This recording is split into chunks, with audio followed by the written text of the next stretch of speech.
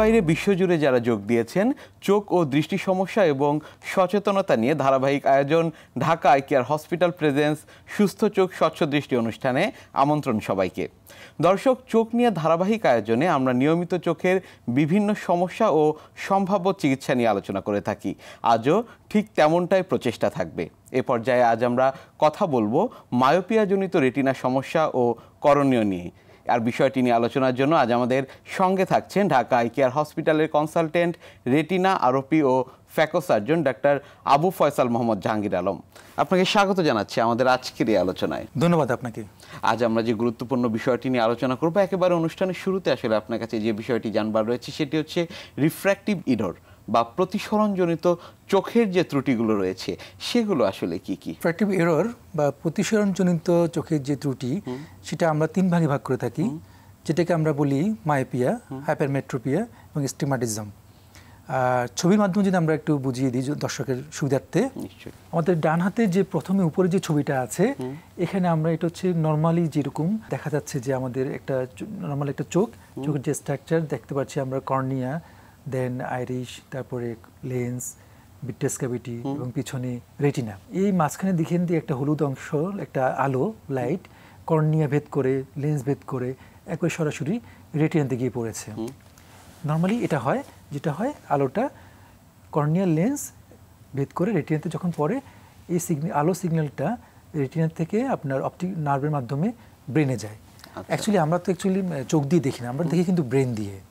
দেখতে পাচ্ছেন অপটিক নার্ভটা ব্রেনে গিয়ে সিগন্যালটা যখন ব্রেনে যায় তখন আমরা দেখতে পাই। মায়োপিয়া পেশেন্টদের যেটা হয়, আলোটা দেখতে পাচ্ছি যে আমরা বাম পাশে উপরের ছবিটা মায়োপিয়ার ক্ষেত্রে আলোটা রেটিনাতে না পড়ে তার সামনে পড়েছে, অর্থাৎ সে ফোকাসটা ঠিকভাবে করতে পারে নাই, রেটিনার সামনে ফোকাস করেছে। তাহলে কি হবে? পেশেন্ট মানুষ ঝাপসা দেখবে। হাইপারমেট্রোপিয়া বা হাইপারোপিয়ার ক্ষেত্রে যদি দেখি আমরা, ডান হাতের নিচের যে ছবিটা আছে এটা দেখতে পাচ্ছি আলোটা গিয়ে মিলিত হয়েছে রেটিনার পিছনে। এই ক্ষেত্রে কিন্তু আপনার একটা ভালো ছবি তৈরি হবে না। আর স্টিগম্যাটিজম যেটা হয় আপনার, এটা কর্নিয়া, আমরা যেটা বলি চোখের যে মনি আছে আমাদের কর্নিয়ার স্ট্রাকচারাল কিছু ডিফেক্টের কারণে আলোটা গিয়ে এক এক জায়গায় পড়ে, কোনোটা রেটিনার সামনে, কোনোটা পিছনে এলোমেলোভাবে পড়ছে। এই ক্ষেত্রে কিন্তু একটা স্বচ্ছ ছবি তৈরি হবে না। তো আমরা তাহলে রিফ্র্যাক্টিভ এরর তিন ধরনের আমরা বলে থাকি, একটা হচ্ছে মায়োপিয়া, হাইপারমেট্রোপিয়া, স্টিগম্যাটিজম। নিশ্চয়ই। কোনটি আমরা বেশি দেখতে পাই? আচ্ছা, আমাদের যেটা হয়, আমরা মায়োপিয়া পেশেন্টটা বেশি পাই। যেটা হয় আপনার মায়োপিয়া পেশেন্ট হচ্ছে আপনার দূরের বস্তু কম দেখবে। আচ্ছা। আর হাইপারমেট্রোপিয়ার ক্ষেত্রে হয় পেশেন্ট কাছের বস্তু কম দেখে। আর স্টিগম্যাটিজম এটা মিক্সড হতে পারে, দূরে এবং কাছে দুইটাই হতে পারে। আরেকটা সমস্যা আমাদের আছে, সমস্যা বলবো না, এটা অ্যাকচুয়ালি ফিজিওলজিক্যালি হয়। 40 বছর হলে আমাদের চশমা লাগে, যেটা হচ্ছে কাছে দেখতে সমস্যা হয় 40 বছর হলে। ওটা কিন্তু হাইপারমেট্রোপিয়া না, ওটাকে আমরা প্রেসবায়োপিয়া। এটা কিন্তু আবার চোখের ত্রুটির মধ্যে পড়বে না, এবং সেটি তো সবার ক্ষেত্রেও হয় না। না, এটা সবার ক্ষেত্রে হবে। আচ্ছা, পৃথিবীর সবার ক্ষেত্রে এটা হবে। কারো ধরেন আমরা বলি নর্মালি 40, কারো একটু আগে হতে পারে, কারো একটু পরে হতে পারে। হ্যাঁ, কিন্তু এটা হবে। তো কোনো রুগী আবার বলে যে দেখবেন যে আমার তো 50-60 বছর বয়স, কিন্তু আমি তো কাছে পড়তে আমার চশমা লাগে না, আমি ভালো দেখি। কিন্তু পরবর্তী দেখা যায় ওই রুগীর যদি আমরা একটু পরীক্ষা নিরীক্ষা করে থাকি, তার চোখে কিছু প্রবলেম, কিছু ছানিজনিত কিছু ছানি, লেন্সে যে ছানিটা পড়ে, ছানিটার কয়েকটা ভাগ আছে। এই ভাগে একটা ভাগে দেখা যায় মানুষ ওই বয়সে গিয়ে কাছে ভালো দেখে, যদিও তার এই বয়সে কাছে ভালো দেখার কথা না, সে কিন্তু কাছে ভালো দেখে ডিউ টু তার ছানি পড়েছে, এক ধরনের ছানি পড়েছে, এই কারণে সে ভালো দেখে। তো যে কোনো পেশেন্ট যদি আমাকে বলে যে আমি তার বয়স 50 বা 55-60 বছর, আমি কাছে দেখতে পাচ্ছি, তাকে পরীক্ষা নিরীক্ষা করে দেখা যায় যে তার চোখে ছানি পড়েছে। মায়োপিয়া রোগী যারা রয়েছে আসলে তাদের ক্ষেত্রে রেটিনায় কি সমস্যা দেখা দিতে পারে? মায়োপিয়াতে আমরা যে ছবিটা দেখেছিলাম, যেটা যে আলোটা সামনে পড়ছে মানে মায়োপিয়া পেশেন্টদের নর্মালি যে চোখের যে স্ট্রাকচার, আইবলের যে স্ট্রাকচার থাকে তার তুলনায় একটু স্ট্রাকচার একটু বড় থাকে। আচ্ছা, আইবলটা একটু বড় থাকে।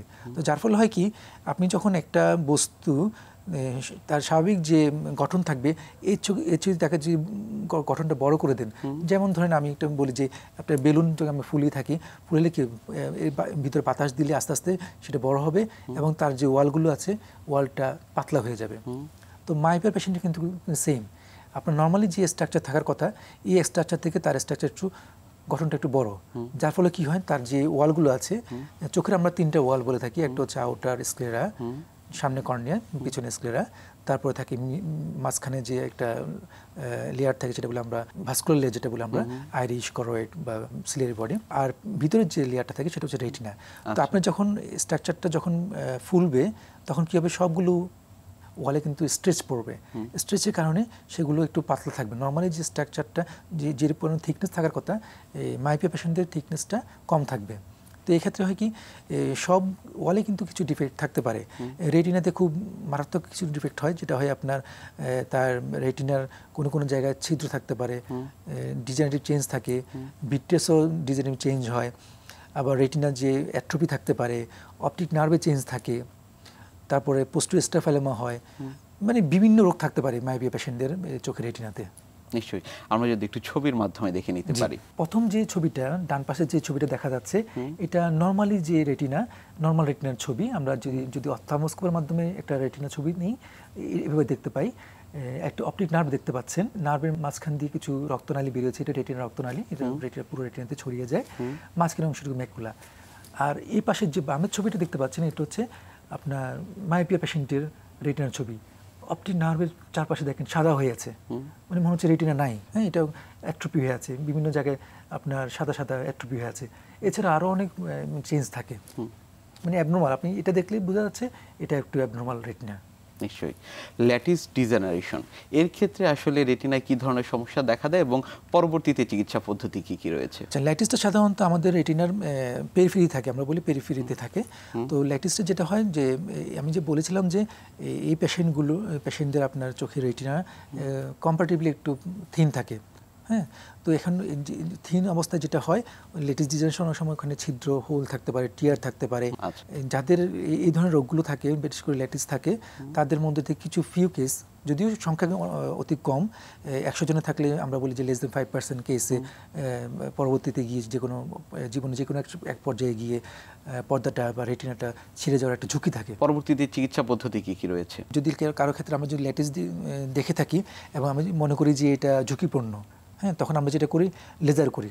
লেজার মানে হচ্ছে আমরা যে জায়গাটা লেজেস থাকবে তার চারপাশ দিয়ে লেজার করে এটাকে বার্ন করে দিই, যাতে সেটা তার ওয়ালের সাথে খুব ভালোভাবে অ্যাটাচড হয়ে যায়। আমরা যদি একটু ছবির মাধ্যমে দেখে নিতে পারি। আচ্ছা, এই যে ডানের যে ছবিটা আমরা দেখতে পাচ্ছি, এটা ল্যাটিস ডিজেনারেশন একটা ছবি। দেখতে পাচ্ছি এই যে কালো অংশটুকু মাঝখানে দেখেন, কালো অংশটুকু এটা ডিজেনারেটিভ চেঞ্জ হয়ে মাঝখানে একটু টিয়ার, একটা গর্ত হয়ে আছে। আর বামের যে ছবিটা আমরা লেজার করেছি, লেজার করার পরে যে ছবিটা দেখেন, যে ল্যাটিসের চারপাশে আমরা তাকে লেজার করে এটাকে ওয়ালের সাথে ভালোভাবে অ্যাটাচ করে দিয়েছি। নিশ্চয়ই।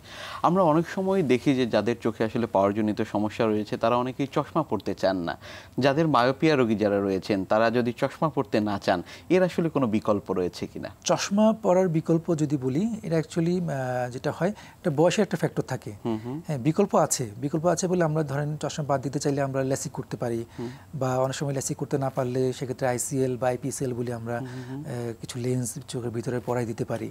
এগুলো সবই করা যায়, তবে একটা বয়স একটা ফ্যাক্টর আছে। 18 বছর সাধারণত হতে হয়, এবং কিছু ক্রাইটেরিয়া মেনটেন করলে চশমা বাদ দেওয়া যায়। এই যে আমরা শুনছিলাম আপনার কাছ থেকে যে রিফ্র্যাক্টিভ সার্জারির ক্ষেত্রে ল্যাসিক, আইসিএল এর কথা বলছিলেন, আইপিসিএল এর কথা বলছিলেন, এই পরীক্ষাগুলো করা আসলে কতটুকু জরুরি? রিফ্র্যাক্টিভ সার্জারি ক্ষেত্রে আমরা যেটা করে থাকি, আপনার একটা অপারেশন আগে, একটা অপারেশন বলবো না, একটা প্রসিডিওর, খুব ছোট একটা প্রসিডিওর, অল্প কিছুক্ষণ লাগে। যাই হোক, যেটা হয় কি, আমরা পেশেন্টকে কিন্তু আপনার, যদিও আমি ল্যাসিকের কথা বলে থাকি, ল্যাসিক কিন্তু আমরা করি কর্নিয়াতে, চোখের মনিতে।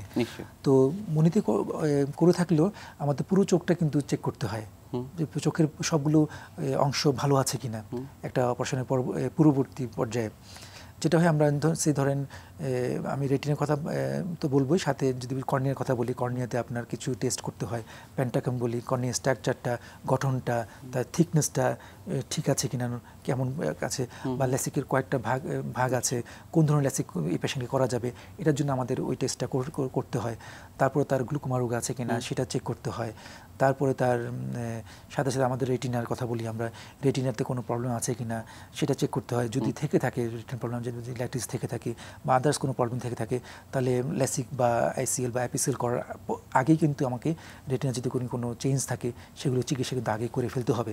তা নাহলে যেটা হবে ল্যাসিক করার পরে কিছু কমপ্লিকেশন অ্যারেজ করতে পারে। সেক্ষেত্রে কাউন্সিলিং কতটা গুরুত্বপূর্ণ এই অপারেশন করবার পূর্বে? কাউন্সিলিং যে কোনো অপারেশনের পূর্বে আমাদের কিন্তু কাউন্সিলিংটা খুবই গুরুত্বপূর্ণ। কারণ হচ্ছে আমি পেশেন্টকে যে পেশেন্টকে প্রথমে আমরা যে প্রবলেম, তার যে রোগটা নিয়ে আমার কাছে এসছেন সেটা আমাকে প্রথমেই তাকে বুঝিয়ে বলতে হবে আপনার রোগটা এই পর্যায়ে আছে, এবং এটা চিকিৎসা পদ্ধতি আমরা রোগীকে বুঝিয়ে বলি কী কী চিকিৎসা করা যাবে।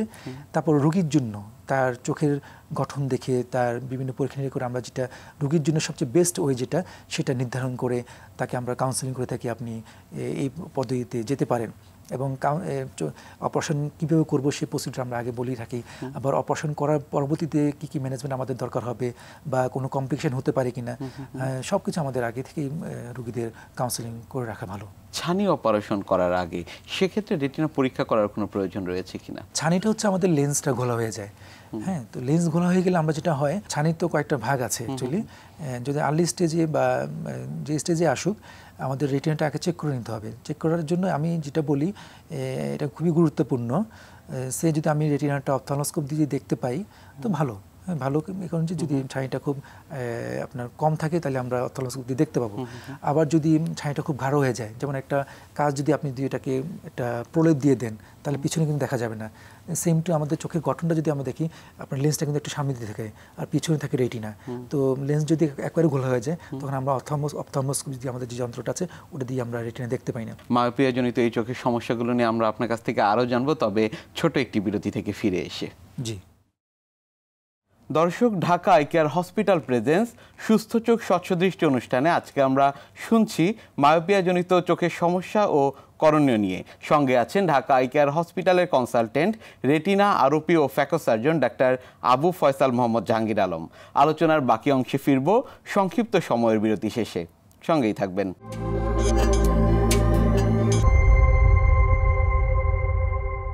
বিরতি শেষে ফিরে এলাম Dhaka eye care hospital presence সুস্থ চোখ স্বচ্ছ দৃষ্টি অনুষ্ঠানে। বিরতির আগে আমরা কথা বলছিলাম মায়োপিয়াজনিত রেটিনা সমস্যা ও করণীয় নিয়ে। আজকের আলোচনায় সঙ্গে আছেন ঢাকা আই কেয়ার হসপিটালের কনসালটেন্ট রেটিনা, আরওপি ও phaco surgeon doctor Abu Faisal Mohammad Jahangir Alam. ফিরছি আলোচনায়। মায়োপিয়া রোগী যারা রয়েছেন তাদের সচেতনতার জন্য কোনো পরামর্শ রয়েছে কিনা? আচ্ছা, মায়োপিয়া শুধু মায়োপিয়া না, হাইপারমেট্রোপিয়া বলেন বা অ্যাস্টিগম্যাটিজম, যে রিফ্র্যাক্টিভ যেটাই থাকুক না কেন, তাদের ক্ষেত্রে যদি শিশু হয় বা আর্লি এজ হয়, বিফোর 18, যে কোনো বয়স, যে বয়সে হোক আমাদের চশমা দিতে হয়। হ্যাঁ, ল্যাসিক করি তো আমরা 18 পরে, যদি ল্যাসিক করে না থাকি তাহলে আপনার তাকে চশমা দিয়ে তার রিফ্র্যাক্টিভ এররটা কারেকশন করে দিতে হয়। তো এক্ষেত্রে আমি যেটা বলবো, আপনার তাকে চশমাটা কিন্তু রেগুলার পড়তে হবে। এই কারণে যে যদি একটা বাচ্চা যদি রেগুলার চশমা না পরে তাহলে কিন্তু সে এক সময় গিয়ে অনেক সময় গিয়ে দেখা যায় যে লেটেস্ট স্টেজে গিয়ে চশমা দিয়েও উন্নতি করা যায় না। আচ্ছা, এটা একটা বিষয়। আর একটা হচ্ছে আপনার বিশেষ করে মায়োপিয়ার ক্ষেত্রে আমি যেটা বলি, যেটা আউটডোর গেমস। এখন তো অ্যাকচুয়ালি ঢাকা শহরে বা আমাদের শহরগুলোতে যেটা হয়েছে, খেলাধুলার জায়গা কমে গিয়েছে। হ্যাঁ, বাচ্চারা আমরা যেমন ছোটবেলায় মাঠে খেলতে পারতাম, এখন মাঠও নাই আর খেলার স্কোপও নেই, সুযোগও নেই। হ্যাঁ, সুযোগটা অনেক কমে গেছে। যেটা হয় যে আপনার মায়োপিয়া পেশেন্টদের আপনার আউটডোর গেমসটা বাড়াতে হবে। আর এখন আমাদের ডিজিটাল যুগ, সবার হাতে ল্যাপটপ, মোবাইল, এখন দেখা যাচ্ছে বাচ্চারা কিন্তু মোবাইলে আসক্ত। ম্যাক্সিমাম ফ্যামিলিতে এই প্রবলেমটা হচ্ছে। ছোট বাচ্চারা আপনার সারাক্ষণ ভিডিও গেমস খেলছে বা কেউ ইউটিউব দেখছে। হ্যাঁ, তো সময় কাটানোর জন্য, যেহেতু বাইরে খেলাধুলার কোনো স্কোপ নাই, সেই বাসায় সময় কাটানোর জন্য আপনার মোবাইলে তার সময় কাটাচ্ছে, ডিভাইস নিয়ে আছে। তো যেটা হয়, এই যে নিয়ার ওয়ার্কটা বেড়ে গেছে। তো নিয়ার ওয়ার্ক বাড়ার কারণে কিন্তু মায়োপিয়া পেশেন্ট এখন অনেক বেড়ে গেছে বাংলাদেশেও। নিশ্চয়ই। তো যেটা করতে হবে, আপনার মায়োপিয়া পেশেন্টদের অবশ্যই ডিভাইসের টাইমটা কমাই দিতে হবে, হ্যাঁ, নিয়ার ওয়ার্কটা কমাই দিয়ে তার আউটডোর গেমসের প্রতি একটু নজর দিতে হবে। আমরা অনেক সময় দেখি যে অনেকেই দীর্ঘক্ষণ কম্পিউটারে কাজ করছেন, তাদের ক্ষেত্রে কি চোখে সমস্যা হতে পারে কিনা? যারা কম্পিউটারে কাজ করেন আমাদের অফিসগুলোতে, দেখা যায় যে সকালে যাচ্ছে, একবারে সকাল 9টায় স্টার্ট করছে, বিকাল 5টা 6টা পর্যন্ত টানা 7-8 ঘন্টা সেই কম্পিউটারে বসে আছে। তো যেটা হয় কি, যখন একজন মানুষ কম্পিউটারে কাজ করে তখন হয় কি, সে একটা কাজে যদি মনোযোগ থাকে তখন হয় কি, চোখের যে ব্লিঙ্ক করে, ব্লিঙ্কটা কিন্তু কমে যায়। আমরা যখন একটা কাজ করি, কাজ করার যে আমার মনে হচ্ছে একটা কাজের মধ্যে থাকি, তখন যে চোখের যে আমার ব্লিঙ্ক করার এটা রেশিওটা কমে যাচ্ছে, তখন হয় কি চোখটা শুষ্ক হয়ে যায়। আচ্ছা, হ্যাঁ, যে আমরা বলি ড্রাইনেস অফ আই, হ্যাঁ, এটা হয়। তো যারা কম্পিউটার দীর্ঘক্ষণ কাজ করে তাদের দেখা যাচ্ছে, আমি প্রতিনিয়ত এই ধরনের পেশেন্ট পাচ্ছি, হ্যাঁ, 10জন পেশেন্ট থাকলে 2-3 জন এই প্রবলেম নিয়ে এখন আসছেন। তাদের ক্ষেত্রে কি করণীয়? যে তাদের ক্ষেত্রে করণীয় যেটা হয় যে ওনাকে একটা কাউন্সিলিং করতে হয়, যে আমরা বলি যে এই যে প্রবলেমটা, এটা বলে আমরা কম্পিউটার ভিশন সিনড্রোম বলে থাকি। এটা চিকিৎসার ক্ষেত্রে আমরা যেটা বলে থাকি, ওনাকে যদি 20 মিনিট কাজ করে, 20 মিনিট পর পর 20 সেকেন্ডের জন্য 20 ফিট দূরত্বে তাকাতে হবে। আচ্ছা, 20-20 রুলস যেটা বলে আর কি, 20 মিনিট পর পর 20 সেকেন্ডের জন্য 20 ফিট দূরত্বে তাকিয়ে তাকে একটু চোখটাকে রেস্ট দিতে হবে। তাহলে তার এই যে কম্পিউটার ভিশন সিনড্রোমের এটা রেশিওটা কমে যাবে। আর এক্ষেত্রে আমরা একটা আর্টিফিশিয়াল টিয়ার ড্রপ আমরা প্রায় রুগীদের ব্যবহার করতে বলি, যেহেতু এটা কোনো সাইড এফেক্ট থাকে না, চোখটা ঠান্ডা থাকে, সবসময় পানির মধ্যে থাকে, ভালো থাকে। মায়োপিয়া বাচ্চা যারা রয়েছে তারা যদি রেগুলার চশমা ব্যবহার না করে, পরবর্তীতে আসলে কি কি চোখের সমস্যা হতে পারে? আচ্ছা, এটা খুবই গুরুত্বপূর্ণ এই কারণে যে মায়োপিয়া, বা শুধু মায়োপিয়া না, আপনি যে বাচ্চাদের চশমা লাগবে, যেটা হাইপারমেট্রোপিয়া হোক বা অ্যাস্টিগম্যাটিজম যে কারণেই হোক, আপনি যদি চশমা যদি বাচ্চা না পরে, তাহলে কি হবে? এই যে তার ডেভেলপমেন্ট এজ, এখানে কিন্তু আমাদের শরীরের প্রতিটা অঙ্গের সাথে ব্রেনও কিন্তু ডেভেলপ হচ্ছে। তো আমরা কিন্তু আপনার চোখ দিয়ে দেখি না, দেখি কিন্তু ব্রেন দিয়ে। নিশ্চয়ই, হ্যাঁ, আলোটা যখন আমাদের চোখ ভেদ করে কর্নিয়া, লেন্স, রেটিনা থেকে পরে, রেটিনাতে এই যে অপটিক নার্ভ আছে, নার্ভটা গিয়ে ব্রেনে যায়, তখন আমরা দেখতে পাই। তো বাচ্চা যখন চশমা পড়ছে না, সে কম দেখতে পাচ্ছে। হ্যাঁ, তো ব্রেনের যে কম দেখাটা, একসময় গিয়ে ব্রেন কম দেখতে দেখতে কম দেখাটাকেই অ্যাডজাস্ট করে নেয়, মানে এটাকে নর্মাল ভেবে নেয়। যখন ব্রেনটা যখন আপনার এই কম দেখাটা সে অ্যাডজাস্ট করে নিবে, তখন পরবর্তীতে গিয়ে আপনি চশমা দিয়েও কিন্তু আর আগের অবস্থায় আমরা যে 6 ভিশন বলি, নর্মাল ভিশন, এই ভিশনে আনা যায় না। তো এই যে রোগটা, এই রোগটার নাম হচ্ছে অ্যামব্লায়োপিয়া। অনেকে আবার এটাকে লেজি আইও বলে। অ্যামব্লায়োপিয়া বা লেজি আই এর চিকিৎসা পদ্ধতি কি কি রয়েছে? যদি কোনো কারণে কোনো বাচ্চার অ্যামব্লায়োপিয়া হয়ে যায়, সেক্ষেত্রে চিকিৎসা পদ্ধতি আমাদের যেটা বলি আমরা অক্লুশন থেরাপি বলি একটা। অক্লুশন থেরাপি বলতে যেটা বোঝায়, ধরেন একটা বাচ্চা ডান চোখে ভালো দেখছে, বা চোখে কম দেখছে, তা আমরা যেটা করি, দিনের একটা নির্দিষ্ট সময়, ধরেন 5-6 ঘন্টা, তার যে ভালো চোখটা বন্ধ করে রাখি। হ্যাঁ, বন্ধ করে যে খারাপ চোখটা, সেটাকে দিয়ে দেখানোর চেষ্টা করি, বেশি বেশি ওটা কাজ করার জন্য চেষ্টা করি। যার ফলে হবে কি, ওটা কাজ করলে ব্রেন তখন এটা তার ক্ষমতাটা ইনক্রিজ করবে। তো এটা বলে অক্লুশন থেরাপি। এটা আপনার যেটা করতে হয় সাধারণত বলা হয় যে, এটা অনেকগুলো স্টাডি আছে, কেউ কোনো স্টাডি দেখা যায় 10 বছর, কোনো স্টাডি থেকে 12 বছর, আবার কেউ বলছেন যে কোনো স্টাডি দেখা যায় 17-18 বছর পর্যন্ত এই অক্লুশন থেরাপিটা কাজ করে। যেটা সাধারণত দেখা যায় 12-13 বছর পরে, যদি আগে যদি আপনি যদি ট্রিটমেন্ট যদি না পেয়ে থাকে, তখন দেখা যায় কিছু স্টাডি যে এই যে টিনেজ এজে গিয়েও অক্লুশন থেরাপিটা অনেকাংশে কাজ করছে। আরেকটা চোখের ড্রপ আছে, আমরা অ্যাট্রোপিন, লো ডোজ অ্যাট্রোপিন আছে, অনেক সময় আমরা এই ড্রপটা দিয়েও আপনার অ্যামব্লায়োপিয়া চিকিৎসা করে থাকি। যেটা হয় কি, যে ভালো চোখটাকে যে আমরা অ্যাট্রোপিন ড্রপটা দিই, তখন হয় কি, অ্যাট্রোপিনটার কাজটা কি, সে হচ্ছে পিপিলটাকে ডাইলেট করে রাখে। পিপিল ডাইলেট করে রাখলে পেশেন্ট কিন্তু ওই চোখে ঝাপসা দেখবে। আচ্ছা, হ্যাঁ, তো ভালো চোখটা ঝাপসা দেখলে সে তখন খারাপ চোখটা দিয়ে দেখবে, খারাপ চোখটা বেশি কাজ করবে, তখন ব্রেন এটাকে তার কাজের ক্ষমতা বাড়িয়ে দেয়। হ্যাঁ, তো এই জন্য আপনার অ্যামব্লায়োপিয়া পেশেন্টদের অক্লুশন থেরাপি দিয়ে আমাদের চিকিৎসা করতে হয়। এই যে বাচ্চারা আসলে কম দেখছে, গার্জিয়ানদের কাছে বলছে না, এটি আসলে অভিভাবকদের বুঝবার কোনো উপায় রয়েছে কিনা? বাচ্চা দিয়ে কমপ্লেন না করে, অনেক অভিভাবক যে বাচ্চা তো আমাকে বলে নেই, আমি কি করে বুঝবো? হ্যাঁ, তো আমি যেটা বলে থাকি, অনেক সময় দেখা যায় যে বাচ্চারা কিন্তু কাছ থেকে টিভি দেখে। আচ্ছা, হ্যাঁ, বা যখন সে কিছু দেখছে, তখন অনেক সময় চোখটা কুচকিয়ে দেখছে, ছোট করে দেখছে। হ্যাঁ, মানে ছোট করলে হয় কি, আমরা একটু যখন চোখ একটু কুচকানো, মানে ছোট করে দেখবো, তখন সে একটু ভালো দেখে।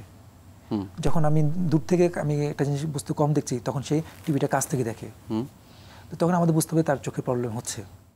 অনেক সময় দেখা যায় চোখটা অনেক সময় একটু বাঁকা, অনেকের থাকে, সেই ক্ষেত্রেও সে কম দেখতে পাচ্ছে। এই জন্য বাচ্চারা বলুক আর না বলুক, আমি বলি আপনার বাচ্চাকে স্কুলের নেওয়ার আগে অবশ্যই একজন চোখের ডাক্তার দেখিয়ে তার চোখের কোনো প্রবলেম আছে কিনা সেটা একবার অন্তত চেক করে নেওয়া ভালো। যাদের আসলে পাওয়ারজনিত সমস্যা রয়েছে ঢাকা আই কেয়ার হসপিটালে আসলে তারা আসলে কি ধরনের চিকিৎসা সেবা পাবেন এবং সব ধরনের চিকিৎসা ব্যবস্থা ঢাকা আই কেয়ার হসপিটালে রয়েছে কিনা? ঢাকা আই কেয়ারে আমাদের refractive error, not only refractive error, আপনার চোখের আপনার সকল ধরনের রোগের সুচিকিৎসা ব্যবস্থা রয়েছে। কারণ আমি কারণে বলবো যে আমাদের যে দক্ষ বিশেষজ্ঞগণ আছেন, সকল ডিপার্টমেন্টের ডক্টর আমাদের এখানে প্রেজেন্ট আছেন, ওনারা খুব কেয়ারফুলি পেশেন্টকে সেবা দিয়ে থাকেন এবং আমাদের যে অত্যাধুনিক যন্ত্রপাতি যেগুলো উন্নত বিশ্বে ইউজ হচ্ছে সেই যন্ত্রগুলো আমাদের এখানে আছে। আমরা চোখের পরীক্ষা করে চোখের যে রোগ নির্ণয়ের যে ব্যবস্থাটুকু এটা সঠিকভাবে করতে পারছি ইনশাআল্লাহ, আলহামদুলিল্লাহ। এরপরে চোখের যে রোগ নির্ণয় করে আমরা যে চিকিৎসা পদ্ধতি যেটা দরকার যে রোগের জন্য সেগুলো আমরা সঠিকভাবে করতে পারছি।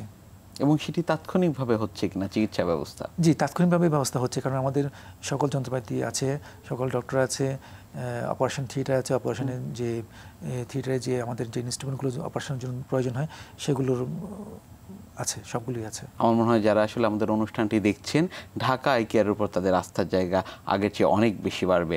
আপনাকে অসংখ্য ধন্যবাদ আমাদের আজকের এই অনুষ্ঠানে আসবার জন্য। জি, আপনাকে অনেক অনেক ধন্যবাদ আমাকে এই অনুষ্ঠানে আমন্ত্রণ জানানোর জন্য। জি দর্শক, আপনি, আমি, আমরা পৃথিবীর যেখানেই থাকি না কেন আমাদের সুখের মূল মন্ত্র বা প্রথম কথা হচ্ছে শারীরিক সুস্থতা। জগতের সব কিছু মিথ্যে আর অর্থহীন হয়ে পড়ে যখন শরীর সুস্থ থাকে না। তাই চোখসহ শরীরের যে কোনো অংশের অসুস্থতা বা চিকিৎসা নিয়ে অবহেলা করা যাবে না কোনোভাবেই। অসময়ে অকালে দৃষ্টি হারানো থেকে রক্ষা পেতে সঠিক সময়ে প্রয়োজনীয় চিকিৎসাটি গ্রহণ করতে হবে। নিজেকে আর নিজের চারপাশকে সুস্থ ও স্বচ্ছ রাখতে হবে। সবার জন্য সুস্থ এবং স্বস্তিময় জীবনের প্রত্যাশায় আজকের মতো বিদায় নিচ্ছি। সবার জন্য শুভকামনা।